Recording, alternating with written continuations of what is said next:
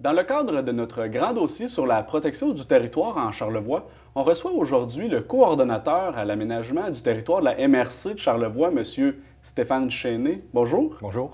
Tout d'abord, merci d'avoir accepté notre invitation. C'est correct. Est-ce que vous pouvez nous faire part de votre profil ici à la MRC de Charlevoix? Ma principale responsabilité, c'est de travailler à l'élaboration et à la mise en œuvre des différentes politiques en aménagement du territoire qui sont adoptées par le Conseil de la MRC. Ça fait longtemps que vous travaillez à la MRC de Charlevoix? Ça fait environ 25 ans. OK.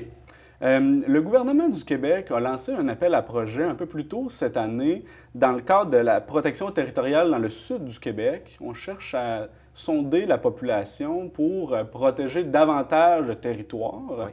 Est-ce que vous pouvez nous parler un peu dans quel contexte vous agissez en ce moment? C'est un projet du ministère de l'Environnement. C'est un appel à projet. Donc, toute personne, tout organisme peut proposer des nouveaux territoires, des nouvelles aires à protéger sur le territoire public. C'est la première étape.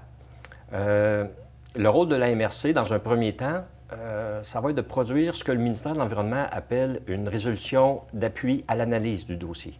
Donc, vous recevez des dossiers d'organismes environnementaux ou de citoyens. Exact, oui.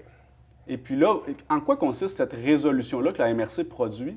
C'est une première étape que le ministère de l'Environnement demande pour amorcer le dossier. Donc, une MRC, c'est comme un premier contrôle ou un premier filtrage des projets. Ouais. Le ministère demande que les MRC appuient le dépôt de projet. Le dépôt de projet, mais aussi l'amorce de l'analyse. Parce que les projets qui vont être comme ça acceptés pour l'analyse vont faire l'objet vraiment d'une étude plus approfondie l'année suivante dans la région. Est-ce que vous faites comme une petite étude de votre côté et vous dites oui, on appuie ce projet-là ou non, on le déconseille? Oui, je crois que la MRC va analyser chaque proposition soumise. Par contre, il faut savoir que ce n'est pas un appui direct au projet. C'est un appui pour amorcer l'analyse des projets. Donc, ce n'est pas une longue démarche? C'est une démarche préliminaire, si on veut, une première démarche. Et la date butoir pour la population ou les organismes qui désirent déposer des projets, c'est le 15 octobre. Exact, OK. Et de votre côté, vous avez jusqu'à la fin novembre? Oui, la MRC a jusqu'au 29 novembre pour produire la résolution d'appui à l'analyse comme telle. Et vous en avez reçu jusqu'à présent? Pour l'instant, on n'a pas encore reçu de soumission de projet, là. Est-ce que ça inquiète du côté de la MRC d'être si proche de la date et d'avoir rien reçu? Ou... Non, c'est assez habituel parce que les organismes doivent quand même monter un dossier pour que le projet ou leur appel de projet soit intéressant. Ils doivent quand même analyser le territoire, définir une délimitation, idéalement recevoir peut-être l'appui de différents organismes du milieu. Donc, ça prend un certain temps de monter une candidature, un projet, et ensuite pour le soumettre à la MRC. Est-ce que vous, en tant que MRC, vous pouvez comme être un acteur qui propose au niveau du ministère de l'Environnement des projets par vous-même ou vous devez seulement être la courroie de transmission de la population et des organismes? Est-ce que vous pouvez être un acteur militant en quelque sorte? Oui, l'appel de projet du ministère de l'Environnement est ouvert à tous. Donc la MRC ou une municipalité locale pourrait proposer un projet d'aire protégée. Parlons maintenant des territoires d'intérêt qui seraient à protéger sur le territoire de la MRC. On a ici à l'écran une carte complète de la MRC de Charlevoix. Est-ce que vous pouvez nous présenter tout d'abord les différents éléments qu'on y retrouve? Oui, c'est une carte surtout de la partie nord de la MRC, donc les terres publiques, le TNO Lac-Picoba. Oui. La plus grande partie du territoire, c'est la réserve faunique des Laurentides. Ce n'est pas un territoire protégé comme tel parce qu'on permet l'exploitation forestière et l'exploitation minière. Les territoires protégés, on les voit au centre. Le principal, vers Kaki un peu, c'est le parc national des Grands Jardins. Grands Jardins. Et dans la portion nord-nord-est, c'est une portion du parc national des Hautes-Gorges de la rivière Malbaie comme telle. Donc ça, ce sont deux territoires qui sont déjà sous haute protection, si on peut dire. Ils ont le statut d'aire protégée.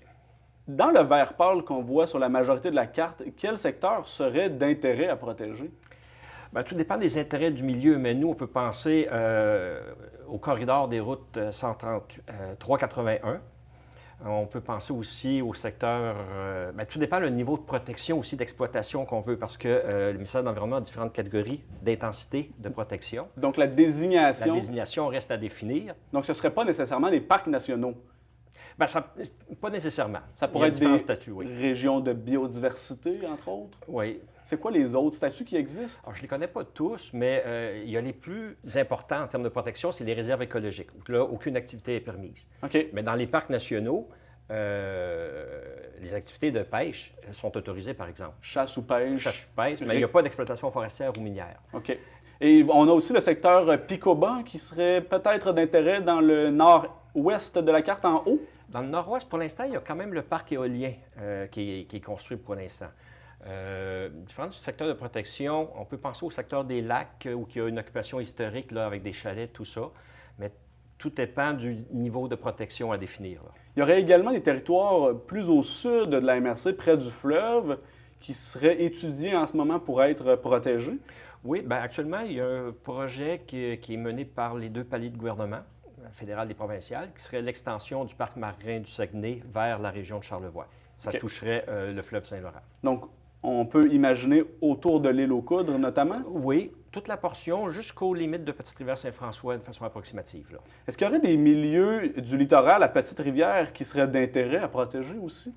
Bien, je crois que le littoral de Charlevoix est quand même très intéressant. Il y a une infrastructure, c'est la voie ferrée, mais toute la question du littoral, pour l'instant, il y a des portions de territoire qui sont encore naturelles et qui seraient toujours d'intérêt pour planifier leur protection ou leur utilisation. Récemment, on a entendu parler aussi du projet Foothills, un projet d'exploration minière qui pourrait s'ancrer dans le nord de la MRC de Charlevoix. La MRC a produit un avis pour se positionner par rapport à ce projet-là. Qu'est-ce que vous pouvez nous dire à ce propos? C'est maintenant une obligation des industries minières et du gouvernement de demander un avis de la MRC avant des projets d'exploration minière. Oui. Donc, l'élément que la MRC a soulevé, c'est qu'il semblait avoir une certaine, peut-être pas une contradiction, mais... Inadéquation? Une inadéquation, ou plutôt un questionnement sur les projets miniers qui sont à l'étude actuellement et l'intention du gouvernement de protéger de nouveaux territoires ainsi que protéger l'habitat du caribou dans ce secteur-là. Donc, dans le discours, il y a des éléments qui sont contradictoires? Exactement, oui. Bien, qui semblent contradictoires. Qui semblent contradictoires. Donc, est-ce qu'il y aura d'autres études qui vont être menées pour étudier plus en profondeur l'exploration minière de Foothills? Pour l'instant, c'est des démarches d'exploration. Ce ne sont pas des demandes d'exploitation comme telles. Il n'y a pas de projet minier. Oui. Donc, l'industrie minière fait beaucoup d'exploration pour voir s'il y a un réel potentiel. Donc, pour l'instant, ce sont des démarches assez mineures sur le territoire. C'est du forage exploratoire. Si éventuellement il y a des ressources, là, il y a un débat qui va être beaucoup plus important, à savoir s'il va y avoir une exploitation ou pas. Là. Puis, entre-temps, le ministère aussi va probablement, soit le gouvernement fédéral ou provincial, va probablement sortir une politique, un décret sur la question du caribou aussi, qui peut avoir des effets importants sur l'exploration. L'exploration minière. Exactement. Merci beaucoup, M. Chenet, d'avoir accepté notre invitation aujourd'hui. OK, merci à vous.